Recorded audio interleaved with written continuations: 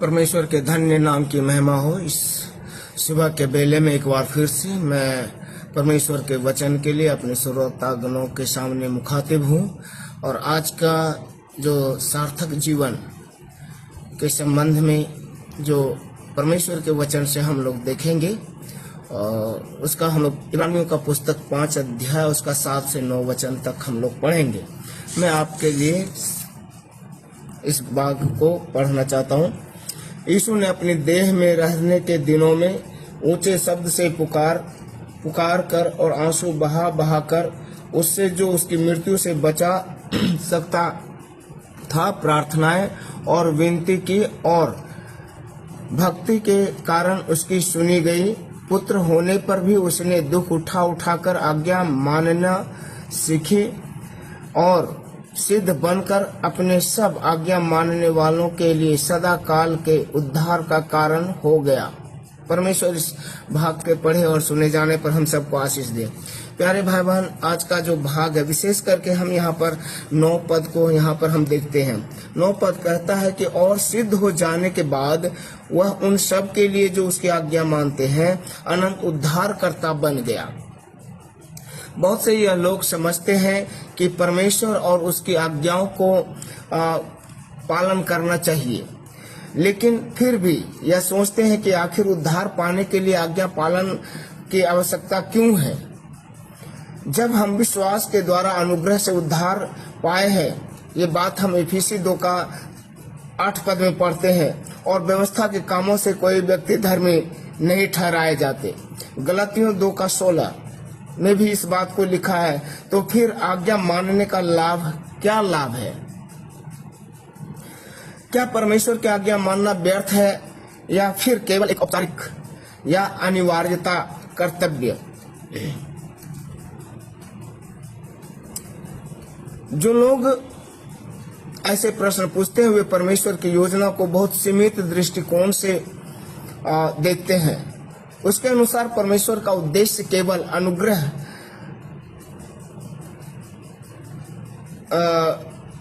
के द्वारा उनके पापों से बचाना है, क्योंकि यही मसीह की बलिदान का कार्य है।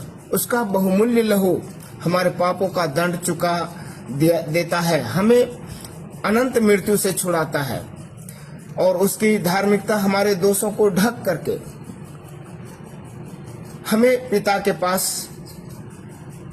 पिता के साथ एक अच्छा संबंध में आने का मार्ग देती है। ये बात रोमियो 5 अध्याय और उसका 6 से लेकर के 11 वचन में हम लोग पढ़ते हैं। निसंदेह यह परम अनुग्रह का कार्य है, क्योंकि हम इस योग्य नहीं हैं, परंतु सच्चाई यह है कि उद्धार वहीं पर समाप्त नहीं हो जाती है।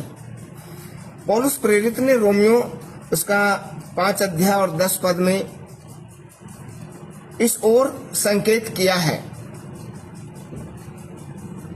और जबकि हम मेल मिलाप किए जाने के कारण उसके मरने से उद्धार पाए हैं, तो और भी बहुत अधिक उद्धार पाएंगे उसके जीवन के द्वारा।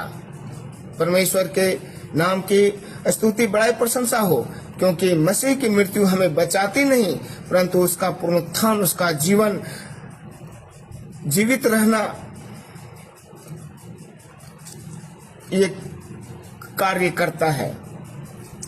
यही पुनरुत्थान हमें भी भविष्य में अनंत जीवन में पुनर्जीवित होने की आशा देती है। कुरिन्थियों की पहली पत्री उसका 15 अध्याय और उसका 20 से 23 वचन तक में देखेंगे तो वहाँ इस बात के बारे में जिक्र किया। और यही मसीह की सामर्थ्य देता है कि वह अब बुलाए गए लोगों में कार्य करे और उन्हें आत्मिक परिपक्वता की ओर ले जाए। पौलुस के द्वारा इस कार्य को यूं वर्णन किया गया है इफिसी उसका 4 अध्याय और उसका 11 से 13 वचन में। और उसी ने कितनों को प्रेरित, कितनों को भविष्यवक्ता, कितनों को सुसमाचार सुनाने वाला और कितनों को चरवाहा और उपदेशक नियुक्त किया, ताकि पवित्र लोग सेवा के कामों में सिद्ध किए जाएं और मसीह की देह उन्नति हो, जब तक हम सबके सब विश्वास में और परमेश्वर के पुत्र के पहचान में एक न हो जाएं और सिद्ध मनुष्य न बन जाएं, अर्थात मसीह की परिपूर्णता के माप तक न पहुंच जाएं। मसीह अब कलीसिया का सिर बनकर कार्य कर रहा है। इफिसी उसका 1 अध्याय उसका 22-23 वचन में, कुलुसियों 1 अध्याय उसका 18 वचन में, ताकि वह हमें एक सिद्ध मनुष्य बना सके, हमें अपनी ही प्रतिमा में ढाल सके। यही प्रक्रिया है जिसे हम पवित्रीकरण और सैंटिफिकेशन कहते हैं।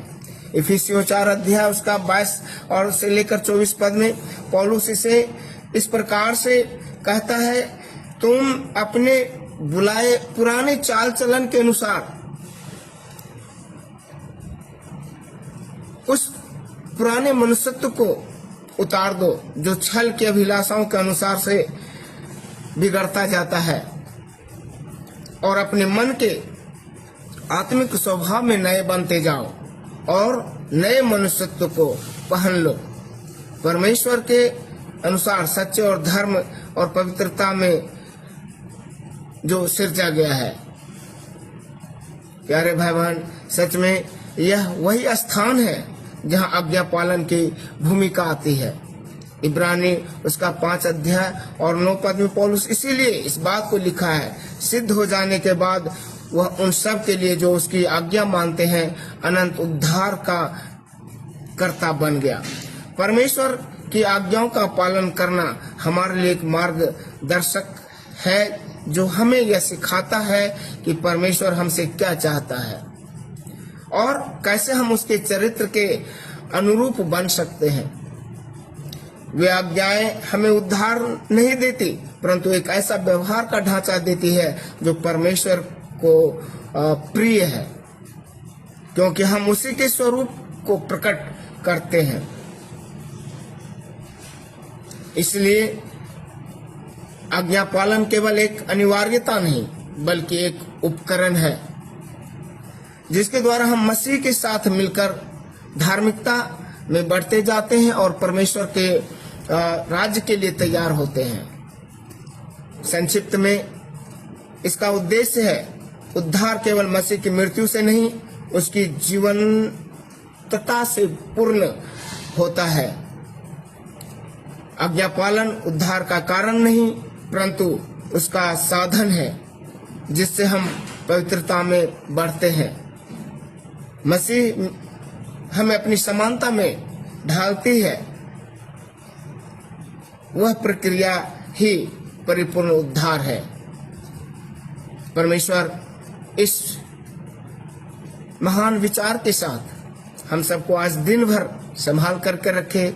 हमारी प्रार्थना है आप सभी श्रोतागणों को भी परमेश्वर अपनी सुरक्षा प्रदान करे, अपनी दया और अनुग्रह में आप सबको ले चले। धन्यवाद। एक बार फिर से सभी श्रोतागणों को मेरा जय मसीह। आप इस भाग को जब सुन रहे हैं तो कृपया करके अधिक से अधिक लोगों तक इस संदेश को शेयर करने में आप हमारी मदद करें। धन्यवाद। सबको जय मसीह।